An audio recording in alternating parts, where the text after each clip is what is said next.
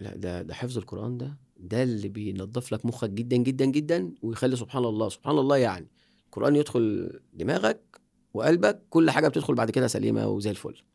لذلك أنا بجد دايما إن في طلبة الأزهر لما ربنا يبقى كريمهم وهديهم كده، بلاقي الطلبة فيهم العبقري فيهم معدي ما في شاء الله. تفكيره واستيعابه، حاجة ما شاء الله الله أكبر عليه يعني. تمام يعني لا القرآن ده حاجة جميلة. حاجة جميلة. القرآن بيرتب المخ ويرتب الكلام ويرتب الهيئة وكل حاجة. سبحان الله اللي يعني القرآن بيدخل في قلبه وفي مخه ده ربنا بيصلح له الحال. مواقف لو رجع بيك الزمن ما تعملهاش تاني، وليه؟ ايه المواقف اللي لو رجع بيك الزمن ما اعملش الحاجة دي، مش هعملها، الحاجة دي فرقت معايا؟ تفتكر اي حاجة في الحتة دي؟ مش هقول مواقف تندم عليها عشان كلمة الندم كلمة كبيرة، بس لا، مواقف انا حاسس انها كانت مواقف او قرارات مش صح، لو رجع بيها الزمن القرار ده انا مش هاخده. لا ما اعتقدش. كل القرارات كانت تمام الحمد يعني لله. الحمد لله يعني هو لو حصل موقف وضايقك شويه وخلاص، بس هو مش لدرجه انك تندم او تقول ان انا يا ريتني ما عملته، لا. طب حلو. اكتر هو ممكن في بعض الحاجات ان انت ممكن تتعامل مع شخص، يعني في بعض الاشخاص يعني اتعاملت معاهم ولكن ما طلعوش قد المسؤولية. المسؤوليه. العلاقات هنا عايزين نتكلم في موضوع العلاقات ده شوية. لا ما هو اصل ديت يعني في امور كده، يعني مثلا في بعض الناس اللي كانوا قريبين منك وبيبقوا عاملين نفسهم اصحابك، عاملين نفسهم اصحاب. بس هم في الاخر ما طلعوش قد الصحوبيه دي. دول ممكن يكون مثلا شخص او اتنين. مش هقول لك ان انا ندمت، هو ممكن يكون الظروف اللي حواليهم اللي خلتهم يبقوا كده، فانا مش بحتاجه يعني. لا مش بس بحب افتكر الموقف دي حتى احنا يعني. احنا بنذاكر من تعاملاتنا مع الناس. يعني اتعاملت مع حد ولقيت فيه 1 2 3 4 كويس، فانا ده حلو. اما الاقي الحاجات دي في حد تاني، انا دايما لما باجي اتعامل مع محمد او مع احمد، شخص الاول مره بتعامل معاه، بفترض فيه ان هو كويس قبل ما افترض الوحش. يعني انا بفترض ان هو كويس الى ان يثبت العكس. فانا ديت حاجه فيها، ودي ربما دي تكون معلش يعني في ناس يعني فكروها انها سذاجه مثلا، ان انا بفترض ان الشخص ده كويس. لا هي دي الفطره. انا طب انا هو ما عملش حاجه وحشه معايا، طب انا ليه افترض ان هو بقى كويس. هأسيء الظن ليه؟ هأسيء الظن ليه؟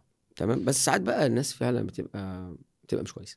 ده حقيقي. يعني الحاقد والناقم اكثر من المحب. ان هو كويس جدا، بس تكتشف ان في حاجه لا مش تمام. مواقف مع طلبه على رحله التدريس الطويله بتاعتك ما شاء الله، مثلا انت رحله تدريس يعني نتكلم في حوالي 25 سنه النهارده، عايز مواقف بقى على مدار الرحله انت ما تنساهاش. في مواقف بتبقى كده مواقف غريبه، احكي لي موقفين 3 مع طلبه واولياء امور ما تنساش المواقف دي ابدا. حلوه بقى وحشه مواقف. لا هي ممكن مواقف يعني اول ما بدات خالص في البدايه خالص، انا بدات في تدريسي في بلد جنبنا كده، اتعينت في قريه اسمها اسطوباري. الكلام ده 2002. انا 2002 جالي جواب التعيين، بس انا كنت في الجيش فعملت حفظ وظيفه خلصت الجيش، خلصت استلمت على طول، استلمت 2003 طبعا شاب بقى خارج من الجيش رايح يستلم بقى في مدرسه، فطبيعي برضو يلاقي ناس مش عايزينه. اكيد. وناس اكيد بيبقى في ناس مثلا واقفه معاه في مسيطره الرحله. على شغل المدرسه. فانا لما رحت كانت مديره المدرسه الله يرحمها، هي توفت. اول ما رحت جاي لها واحد متعين جديد اوائل خريجين. طبعا اوائل الخريجين دي ليها اعتبار. يعني اوائل الخريجين ده يعني انسان مجتهد، يعني شاطر، يعني دكتور في الجامعه بس بدرجه يعني شاطر. فلما رحت طبيعي ان انا اتعينت مدرسه اعدادي الاول، فطبيعي ان اي حد بيتعين ما ينفعش ياخد ثالثه اعدادي كشهاده يعني. فانا افتكر انت لسه جديد بقى، لسه جديد، ما ينفعش تاخد شهاده، وبعدين تاخد في جدولك ولو تانية وهتاخد اسوأ الفصول عشان انت لسه جديد. هي بصراحه كان اسمها ايه؟ كان اسمها الحاجه فاطمه السبكي. الحاجه فاطمه السبكي، ربنا يبارك فيها ولا ربنا يرحمها ولاولادها. هي كانت بتعاملنا على ان يعني ايه ابنها. لو اولادها بيسمعونا ربنا يرحمها ويغفر لها يا رب ويبارك لها فيهم. مش هنساها ابدا لان هي وقفت جنبي بصراحه. فاول ما رحت هي اجبرت المدرس الاول انه يديني فصل ثالثه اعدادي. لا ما ينفعش. قالت له ازاي؟ ده من الاوائل، من الاوائل، يعني احنا نستفيد من شطارته في انه وخدت فصل ثالثه اعدادي. ده برضو عشان ربنا سبحانه وتعالى مقدر لك هنا حاجه كويسه. انا كنت اول ما بدات خالص كنت بدخل اوضه عندي في البيت واقعد اشرح لنفسي. يعني هو ايه الحته، انا من النوع اللي هو بحط نفسي مكان الطالب، اللي هو الحته دي لو انا شرحتها قبل ديت الطالب هيستوعبها ولا لا. فكنت اقعد كده الدرس اقعد اشرحه، اقعد اتمرن، انا بتدرب. التدريب ده بيفرق كتير جدا طبعا. فالحمد لله من اول حصه دخلت اشتغلت. يعني الطلبه بعد ما خلصت الحصه وطلعت انا افتكر كان فصل تاني اعدادي، طلعت من هنا العيال طلعوا ورايا مستر عايزين درس عايزين درس. فانا رحت لها قلت لها هدي درس ايه؟ قالت لي بص هعمل لك مجموعه في المدرسه، مفيش مجموعات في المدرسه بس هنسجل مجموعات في المدرسه واشتغل في المدرسه. وسجلت مجموعات دراسيه في المدرسه ما شاء الله. واديت مجموعات دراسيه في اول سنه تعينت اديت مجموعات. افتكر برضو من المواقف الجميله مش مع الطلبه بقى، دي مع الموجهه بتاعتي الاستاذه هاله الدالي مدرسه الاحياء. طبعا كده. عارف استاذ هاله، بس مش عارف هي دلوقتي موجوده، ربنا يبارك فيها يا رب. كانت معانا من كام سنه. شخصيات جميله قوي. جات لي في ثالثه اعدادي كنت بشرح درس تفاعلات كيميائيه، فهو الطبيعي ان انت اما بتشرح وبعدين شويه بتدي الموجه تباشيره يبدا يعلق ويسال الطلبه. هي راحت قعدت في اخر الفصل وقعدت سمعت الحصه كلها، فانا بقول لها اتفضلي يعني. قالت لي لا كمل انا مستمتعه بالحصه يعني. انا كموجهه جايه بعلق عليك، انا مبسوطه باللي انت ما بتقوله. علقتش وخلصت الحصه قعدت تسمع الحصه. دي حاجه نفسيه معايا يعني، دي ثقه توديني جبال قدام. ما علقتش، قالت لي انا قاعده مستمتعه بالحصه.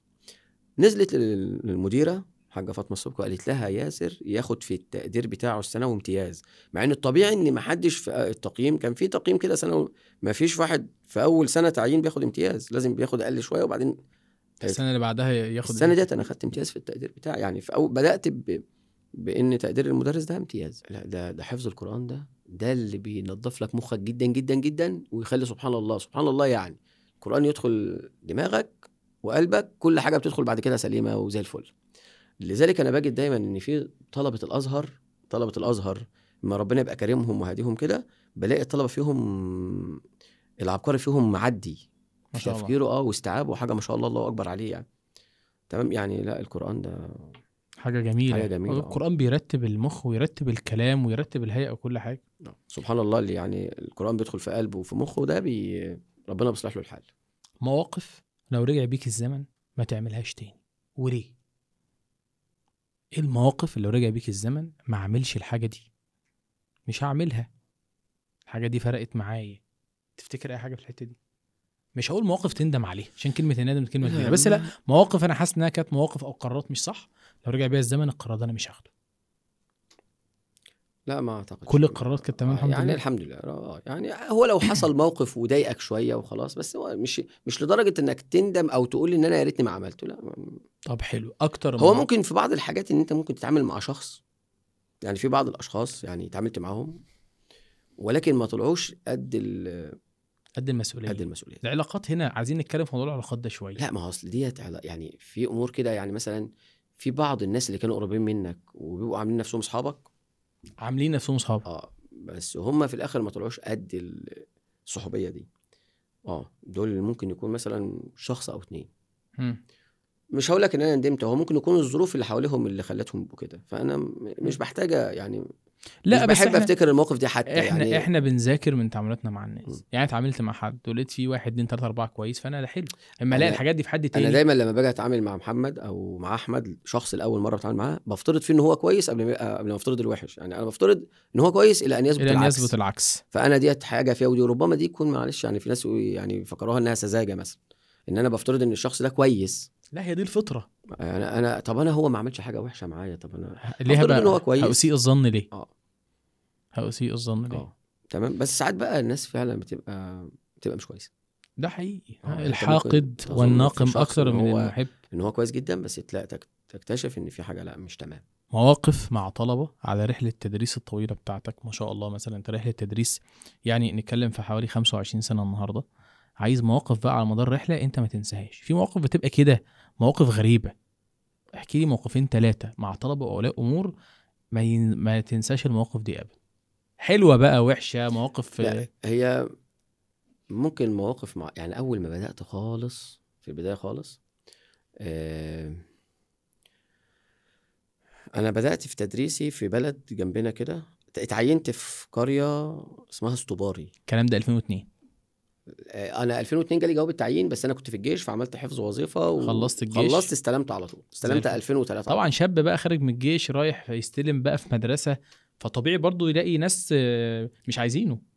اكيد. وناس اكيد بيبقى في ناس مثلا مسيطره على شغل المدرسه. فانا لما رحت كانت مديره المدرسه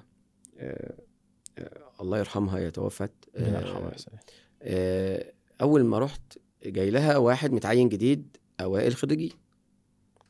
طبعا اوائل الخريجين دي ليها اعتبار. يعني اوائل الخريجين ده يعني انسان مجتهد، يعني شاطر، يعني دكتور في الجامعه بس بدرجه، يعني شاطر. فلما رحت طبيعي ان انا اتعينت مدرسه اعدادي الاول، فطبيعي ان اي حد بيتعين ما ينفعش ياخد ثالثه اعدادي كشهاده يعني. فانا افتكر انت لسه جديد بقى، لسه جديد، ما ينفعش تاخد بقى. ما ينفعش تاخد شهاده، وبدين تاخد في جدولك، تاخد في جدولك ولو تانية وهتاخد اسوأ الفصول عشان انت لسه جديد. هي بصراحه كان اسمها ايه؟ كان اسمها الحاجه فاطمه السبكي. الحاجه فاطمه السبكي، ربنا يبارك فيها ولا ربنا يرحمها. ولو اولادها، هي كانت بتعاملنا على ان يعني ايه ابنها. لو اولادها بيسمعونا ربنا يرحمها ويغفر لها يا رب ويبارك لها فيهم. مش هنساها ابدا لان هي وقفت جنبي بصراحه. فاول ما رحت هي اجبرت المدرس الاول انه يديني فصل ثالثه اعدادي. قال لا ما ينفعش. قالت له ازاي؟ ده من الاوائل، من الاوائل، يعني احنا نستفيد من شطارته في انه وخدت فصل ثالثه اعدادي. ده برضو عشان ربنا سبحانه وتعالى مقدر لك هنا حاجه كويسه. انا كنت اول ما بدات خالص كنت بدخل اوضه عندي في البيت واقعد اشرح لنفسي. يعني هو ايه الحته، انا من النوع اللي هو بحط نفسي مكان الطالب، اللي هو الحته دي لو انا شرحتها قبل ديت الطالب هيستوعبها ولا لا. فكنت اقعد كده الدرس اقعد اشرحه، اقعد اتمرن، انا بتدرب. التدريب ده بيفرق كتير طبعًا جدا. طبعا. فالحمد لله من اول حصه دخلت اشتغلت. يعني الطلبه بعد ما خلصت الحصه وطلعت، انا افتكر كان فصل تاني اعدادي، طلعت من هنا العيال طلعوا ورايا مستر عايزين درس، عايزين درس. فانا رحت لها قلت لها هدي درس ايه؟ قالت لي بص هعمل لك مجموعه في المدرسه. مفيش مجموعات في المدرسه بس هنسجل مجموعات في المدرسه واشتغل في المدرسه. وسجلت مجموعات دراسيه في المدرسه ما شاء الله. واديت مجموعات دراسيه في اول سنه تعينت اديت مجموعات. افتكر برضو من المواقف الجميله مش مع الطلبه بقى، دي مع الموجهه بتاعتي الاستاذه هاله الدالي مدرسه الاحياء. طبعا عارف استاذه هاله بس مش عارف هي دلوقتي موجوده، ربنا يبارك فيها يا رب. كانت معانا من كام سنه. شخصيات جميله قوي. جات لي في ثالثه اعدادي كنت بشرح درس تفاعلات كيميائيه. فهو الطبيعي ان انت اما بتشرح وبعدين شويه بتدي الموجه تباشيره يبدا يعلق ويسال الطلبه. هي راحت قعدت في اخر الفصل وقعدت سمعت الحصه كلها. فانا بقول لها اتفضلي يعني. قالت لي لا كمل انا مستمتعه بالحصه. يعني انا كموجهه جايه بعلق عليك، انا مبسوطه باللي انت ما بتقوله. علقتش وخلصت الحصه قعدت تسمع الحصه. دي حاجه نفسيه معايا يعني، دي ثقه توديني جبال قدام. ما علقتش، قالت لي انا قاعده مستمتعه بالحصه. نزلت للمديره حاجه فاطمه السبكي وقالت لها ياسر ياخد في التقدير بتاعه السنوي امتياز. مع ان الطبيعي ان ما حدش في التقييم، كان في تقييم كده سنوي، ما فيش واحد في اول سنه تعيين بياخد امتياز، لازم بياخد اقل شويه وبعدين السنه اللي بعدها ياخد. السنه ديت انا خدت امتياز في التقدير بتاعي. يعني في بدات بان تقدير المدرس ده امتياز.